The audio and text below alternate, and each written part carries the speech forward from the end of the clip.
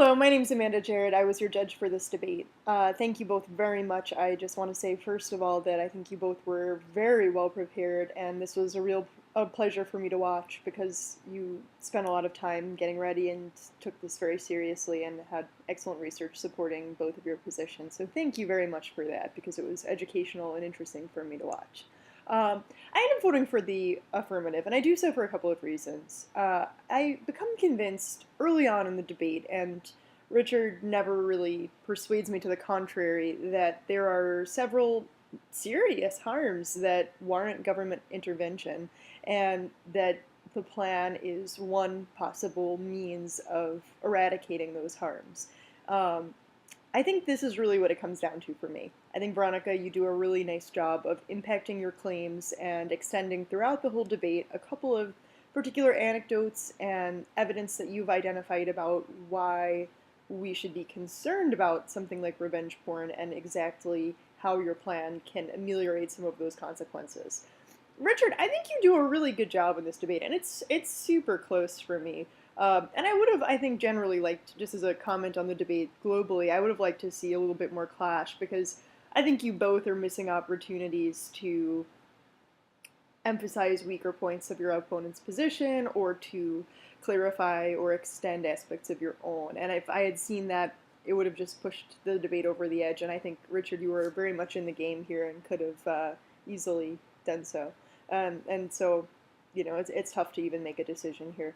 But Richard, the reason that I ultimately end up voting for the affirmative and not for your counterplan is because I am never exactly clear about what your counterplan does.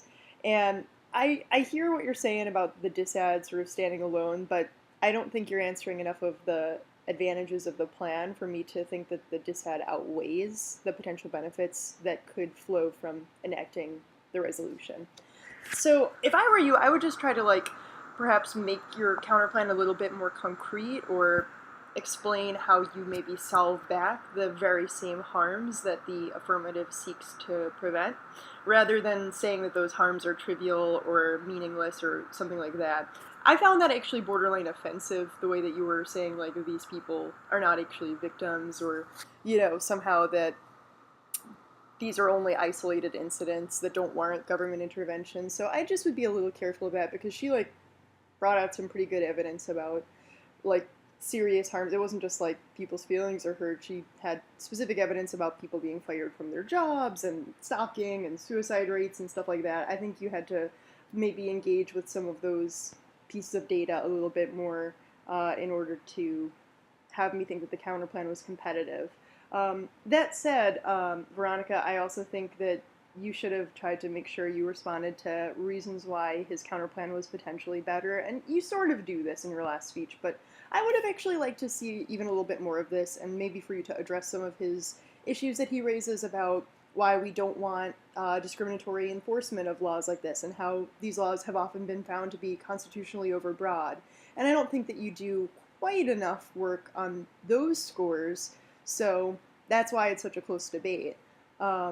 Just as a note, I don't base my decision in any way on the time limit stuff. I don't really know who has the better of it there, but just be careful on that stuff, both sides.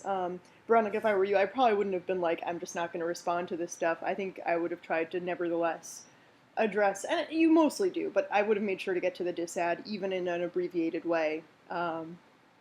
So yeah, I mean, I think you both spoke very well. You had excellent evidence, and it's just a close call on who can better prevent these harms that I become convinced are serious and worthy of consideration by government. And because I'm not convinced that the counterplan will actually solve those harms, even though I do think that the counterplan could do something. I think that changing social attitudes is powerful. I'm just not sure that it solves back the harms that Veronica identifies and consistently brings to my attention as the ones that this debate round would be about. And so since the criterion is whether it would be net beneficial to pass the plan, I end up concluding that it is. So thank you both very much. I wish you the best of luck throughout this tournament and with every other debate activity that you pursue in the future. Thanks very much.